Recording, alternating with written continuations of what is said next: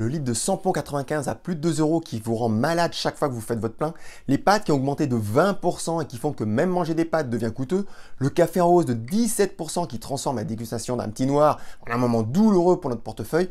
Point commun de tout ça, l'inflation qui fait exploser les prix à la hausse. Les chiffres sont là, mais plus que des chiffres, on vit cette réalité tous les jours, chaque fois qu'on sort notre porte-monnaie ou notre carte bancaire pour payer quelque chose. Du coup, la question que tout le monde se pose, c'est qu'est-ce qu'on peut faire? On a vu dans la dernière vidéo que le livret A, même avec un taux de 2%, était loin d'être un outil adapté pour protéger son épargne.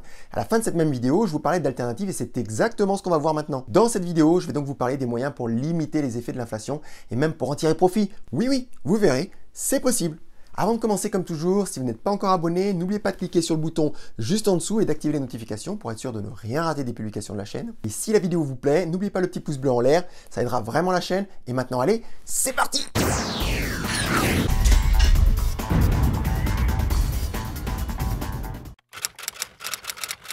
Si vous suivez un peu les médias économiques, on agite pas mal le spectre de la récession qui suivrait l'inflation. Une autre période peu prometteuse pour l'économie. Mais comment l'inflation et récession sont-elles liées? L'inflation fait augmenter les prix et les salaires. Pour contrer l'inflation, les banques centrales augmentent les taux d'intérêt pour ralentir la demande.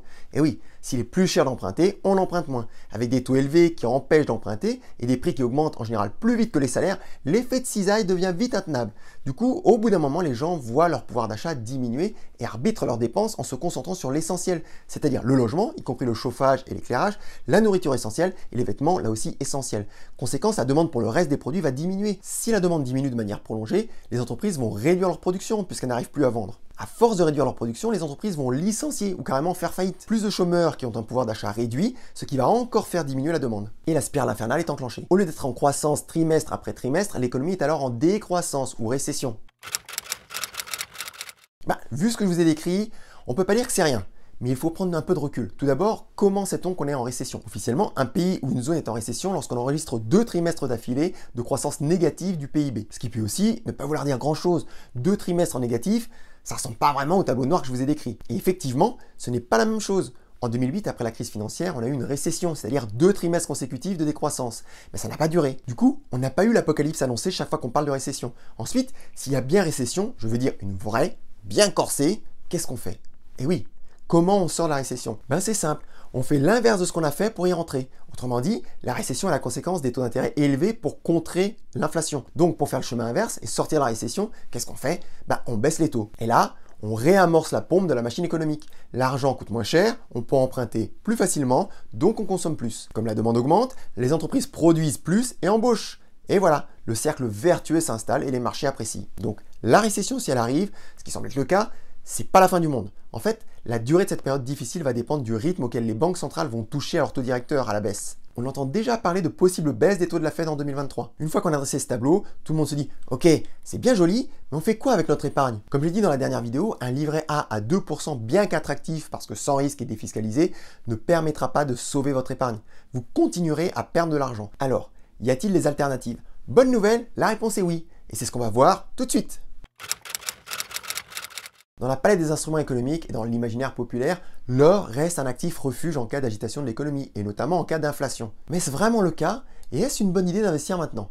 Tout d'abord, pendant une situation économique difficile, l'attrait de l'or n'est plus approuvé. Les données historiques démontrent que le métal jaune connaît de bien meilleurs résultats que les autres actifs physiques en temps de crise. Depuis janvier 2022, le cours de l'or a fluctué, mais sur l'année, la baisse est aux alentours de 5%, bien moins que les 17% de baisse du S&P 500 et de la plupart des indices boursiers. Je ne parle pas de certaines crypto-monnaies qui ont connu des chutes vertigineuses. Les achats d'or physiques sont quant à eux à la hausse de la part des investisseurs et des banques centrales qui ont augmenté leurs réserves propres face aux troubles géopolitiques. Plus que sensible à l'inflation, l'or est inversement et fortement corrélé au niveau des taux d'intérêt réels, c'est-à-dire au niveau des taux d'intérêt diminués du taux d'inflation, ou plus précisément des anticipations d'inflation, comme on le voit sur le graphique. Ça colle plutôt bien. Et effectivement, si l'inflation augmente plus vite que les taux directeurs, alors les taux réels diminuent, et donc le prix du métal jaune augmente. Mais comme souvent, les taux directeurs vont augmenter quand l'inflation augmente, les taux réels ne vont donc pas spécialement varier beaucoup, sauf dans un scénario de stagflation, c'est-à-dire une combinaison de stagnation et inflation. C'est un état économique marqué par une croissance lente, un taux de chômage élevé et des prix à la hausse. Dans ce cas, l'activité économique reste faible et empêche les banques centrales de remonter leurs taux, sous peine de créer une récession. On se retrouve donc avec des taux directeurs qui ne bougent pas, une forte inflation et donc des taux réels bas, ce qui, comme on l'a vu, va engendrer un prix de l'or plus élevé. Au même titre que l'or, l'immobilier reste une valeur refuge et attractive, souvent recherchée par les investisseurs. Et c'est également l'un des seuls placements que l'on peut acheter à crédit pour profiter de l'effet de levier qui permet de faire travailler de l'argent que vous n'avez pas. Et oui, quand vous empruntez pour acheter un logement locatif, vous n'attendez pas d'avoir remboursé votre emprunt pour commencer à percevoir des loyers. Votre appartement va vous rapporter des revenus tout de suite. Dans le contexte actuel de hausse des taux d'intérêt, on peut aussi imaginer que les gens choisissent de louer au lieu d'emprunter pour acheter une maison. Ça veut dire que si vous êtes propriétaire et que vous louez votre bien, vous aurez une demande assurée et votre logement aura plus de chances d'être loué. En revanche, comme tout investissement, il faut mesurer le risque inhérent et la plus faible liquidité de l'immobilier, surtout dans une situation de ralentissement du marché du fait de l'inflation et de la hausse des taux. Également, l'investissement immobilier est généralement un investissement de long, voire très long terme. Malgré ces éléments et la hausse des prix, c'est peut-être le bon moment pour investir dans l'immobilier. Historiquement, l'immobilier a tendance à augmenter avec l'inflation. L'augmentation des prix fait grimper les coûts de construction et augmente donc la valeur des maisons. Il ne faut pas oublier que les loyers tiennent aussi compte de l'inflation et peuvent être réévalués chaque année selon un barème publié chaque trimestre par l'INSEE. Du coup, même si l'inflation augmente, les effets sur vos loyers seront atténués par l'augmentation des loyers. Également, il y a toujours la possibilité d'avoir un avantage fiscal selon certaines modalités ou lorsque vous réalisez des travaux. Tout ça permet de faire gonfler votre épargne à long terme, puisqu'au lieu de donner votre argent aux impôts, vous l'investissez dans un bien qui vous appartient ou qui vous appartiendra. Y a-t-il des opportunités en bourse? Oui, il y a clairement des opportunités et il faut investir. Il ne faut pas oublier comment fonctionnent les marchés financiers. Les marchés anticipent, ça veut dire que le cours des actions reflète les anticipations des marchés à 6 mois ou plus. La récession qui est annoncée et qui paraît inévitable est donc déjà en partie intégrée. Déjà dit lors de la dégringolade, mais encore une fois, on ne peut pas timer le marché. La dégringolade, c'était les soldes. La récession, c'est l'abonnement pour avoir des bons plans et des ristournes. Du coup, quels sont les axes à privilégier pour investir en bourse en ce moment? Pour rechercher une stabilité, il est intéressant d'investir sur des actions à dividendes. Quoi? Il a dit actions à dividendes?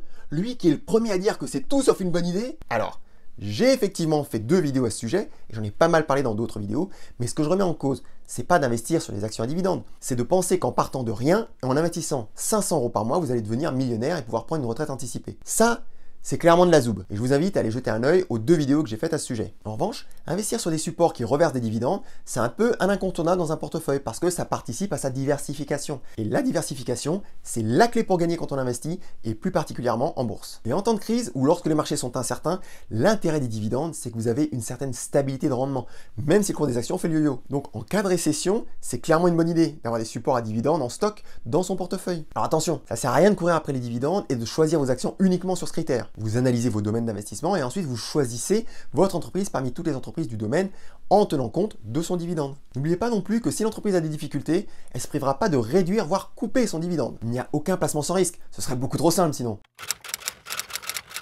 Deuxième axe complémentaire du premier, c'est de choisir un domaine massacré pendant ces périodes agitées des marchés. Et là, sans hésiter, il faut se tourner vers les valeurs de croissance. Avec des taux hauts du fait de l'inflation et une possible récession qui ferait chuter la demande, les valeurs de croissance ramassent et vont ramasser comme il faut. C'est donc clairement dans ce domaine qu'il faut mettre des sous. Alors vous me direz que quand on regarde les cours des valeurs de croissance, ça donne pas vraiment envie d'aller mettre des billes là-dedans. Encore une fois, on touche à l'émotionnel. Et quand il s'agit d'argent, de son argent, c'est exacerbé. Mais si on respire un grand coup, qu'on en profite pour regarder cette vidéo, on va voir les choses différemment. Ce qu'il faut, c'est regarder dans l'histoire. C'est pas la première fois que l'on a à affronter les crises, et même si elles sont toutes différentes les unes des autres, on peut en tirer un certain nombre d'enseignements. Qu'est-ce qu'on voit? Que les périodes de crise et de récession peuvent durer un certain temps, mais que les marchés finissent toujours par repartir à la hausse. La période que nous vivons ne fera pas exception. En revanche, on ne sait pas quand ça va repartir à la hausse, mais dans une optique d'investissement long terme, qu'en avez-vous à faire si on vous dit qu'il faut attendre pour faire x2, x3 ou x5 avec votre portefeuille? 5 ans, 10 ans, 15 ans. Si vous êtes sûr de faire 100 ou 400%, vous signez sans hésiter. Analysons un peu une des dernières crises graves, la crise du secteur bancaire, illustrée par la chute de Lehman Brothers en 2008, et qui est considérée par beaucoup comme la pire crise financière depuis 1929. On voit qu'il a fallu 5 ans pour revenir au même niveau, ce qui veut dire que si vous avez acheté pendant la baisse, et pas spécialement tout en bas, vous êtes déjà largement positif 7 ans après le début de la crise. Le point bas a été atteint en février 2009 avec un S&P à 735. Imaginons que vous achetez pendant la baisse au milieu en juillet 2008 à 1257. 7 ans après, en juillet 2015, l'indice est à 2076. Vous avez donc fait plus 65%. 10 ans après, en juillet 2018, le S&P atteint 2801.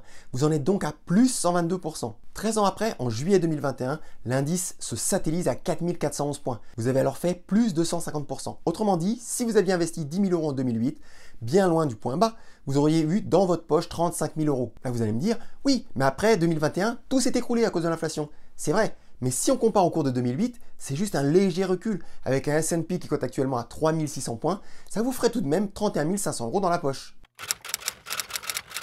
Autre domaine qui est une valeur sûre lors des crises, et j'en ai déjà parlé, c'est le luxe. Le luxe qui doit sa bonne forme aux riches, toujours plus nombreux dans le monde. Et lorsque le citoyen moyen réduit sa consommation parce que les prix augmentent, le riche lui continue de dépenser. Et les marques de luxe sont les rares qui peuvent répercuter la hausse des prix de matières premières et de la main d'œuvre sur ses consommateurs sans affecter la demande. Le luxe a un pricing power presque infini. Et au niveau français, on est plutôt bien fourni avec 3 marques bien en vue. Il y a Hermès, qui n'est pas donné avec pas loin de 1500 € l'action, LVMH aux alentours de 700 et un petit peu plus en retrait, Kering à 550 €. Si ça vous intéresse, je pourrais vous faire une vidéo spéciale luxe pour regarder le domaine et ses valeurs un peu plus en détail. En tout cas, en temps de crise, investir dans des sociétés qui ont un fort pricing power, c'est s'assurer une certaine stabilité et une résistance accrue au mouvement de baisse. Donc, on est tous d'accord, les prix explosent et même si le pic d'inflation n'est potentiellement pas très loin, on va quand même rester dans un rythme de hausse des prix assez élevé pendant quelques temps. D'un côté, tout augmente et de l'autre, il faut protéger son épargne et si possible la faire croître. À côté de l'immobilier et de l'or qui peuvent offrir une certaine protection mais qui ne sont pas toujours simples à manier, la meilleure option pour faire exploser votre épargne sur le long terme, c'est de profiter des opportunités phénoménales offertes par la grosse baisse des marchés boursiers. Dans une optique de moyen ou long terme, il n'y a pas mieux. Comme toujours, peu importe ce que vous lisez ou entendez, avant de décider d'investir, faites votre propre analyse, prenez votre temps, comparez et faites votre choix vous-même. N'hésitez pas à laisser un commentaire ou à poser une question. Quant à moi, je vous dis à très bientôt pour une nouvelle vidéo et d'ici là, portez-vous bien et surtout n'oubliez pas, le pouvoir au peuple et la finance aussi.